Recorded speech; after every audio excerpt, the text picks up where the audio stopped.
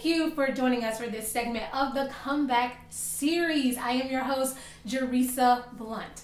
Today we are discussing a really great topic that's dear to my heart: how to overcome or get through losing the love of your life.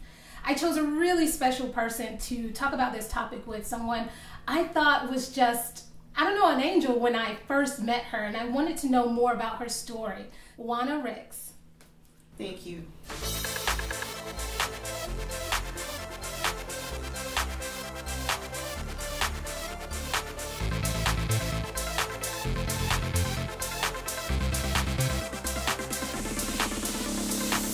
So tell me first, how did you meet your husband? My husband was Renard Ricks. I met him when I was a senior in high school. Renard and my brother Don, they were best friends in college, and they had gone one weekend on a debate adventure. And on the way back from Florida, they wanted to stop by our house and meet my parents and everyone. So how did you know that he was the one for you? Well, the night that Renard came to our house to see us for the first time after 4 or 5 years, I saw him and he hugged me. And I felt that there was something in that hug. I always talked about that hug after seeing him after 5 years. What were the attributes about him that you loved most? Renard was very special. He lost his parents at a young age. And he was raised by his mom, and he was a mama's boy.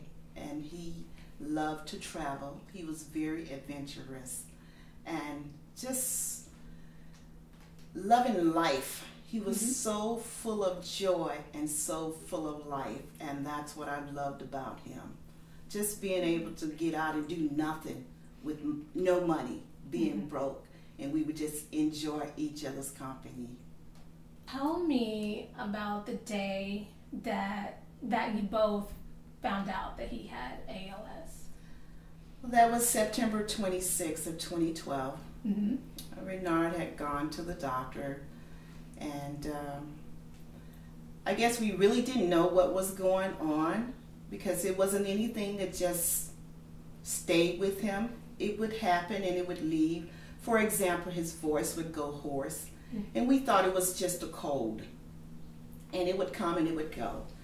But I think the first symptoms that we really realized was weakness in his left arm. And after that, things just started to go wrong.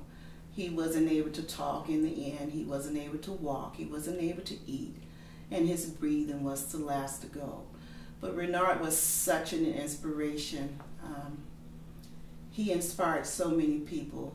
And because of that, getting such a terrible disease as ALS, which is better known as Lou Gehrig's disease, I believe he was chosen because he was an inspiration, and he never, ever complained.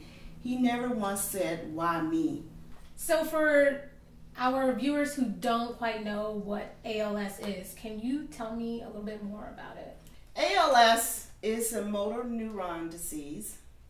It affects your muscles. And as you know, you need your muscles for every single thing. The only thing it doesn't really affect are your senses. But it affects your ability to speak, to breathe, to swallow, to even to lick your lips. It's something as simple as that. The way Renard described ALS and the way it affected him, he felt as though he was in a straitjacket all of the time. He could not lift his arms, he couldn't walk, he couldn't talk, he couldn't eat. How quickly did that happen? With him, I think it was pretty fast, within 2 years. He was diagnosed September 26th of 2012, as I said, and by October 4th of 2014, he passed away. Did you ever feel like God was being unfair? Never. Never? Never. We never once said why us? How did you get the strength to watch this man that was, your knight in shining armor, your husband, the love of your life, this amazing man, now get to a point where you have to help him. Yes, he was all of those things to me. He was my knight in shining armor. He was my prince. He was the love of my life. And it's because he was all those things to me and for me. That's how I got the strength. I wanted to take care of him. I retired to take care of him. I felt as though it was my job. It was my duty. That day I stood on May 13th of 1995 and promised before God and the people that were there witnessing our wedding, I wanted to do that. I didn't want anyone else to take care of him. How do you keep going? I keep going because I know that I have had the love of my life. If I never love again, that's fine. But because of Renard, I can live on, and I will live on. And I think for me, happiness is a choice. I choose to be happy. I can be miserable. I can fall on the floor and have 1,000 temper tantrums. But the minute I get up, Renard is still gone. So I choose to be happy, and I choose to live the rest of my life to the best of my abilities. I've had a great life.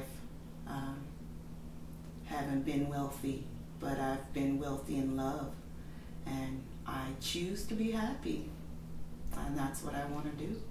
I love that. I love that. Thank you. For anyone who is struggling to make that choice, because you're so right, you have to choose to be happy. It is a choice. Sometimes you have to make it moment by moment to be happy. What would you tell that person who just can't seem to grasp the loss of someone? I would tell them to remember the memories, enjoy the memories, and never forget. Live each day as it's your last day, because life is not promised. And just try to make the best of every day. And tell your loved ones that you love them, and have no regrets. Have no regrets. Do all you can that's within your power, and depend on God to do the rest. Thank you. Thank you for tuning in to this segment of the Comeback series. If you would like more information about ALS, please check the link in the description below. See you next time.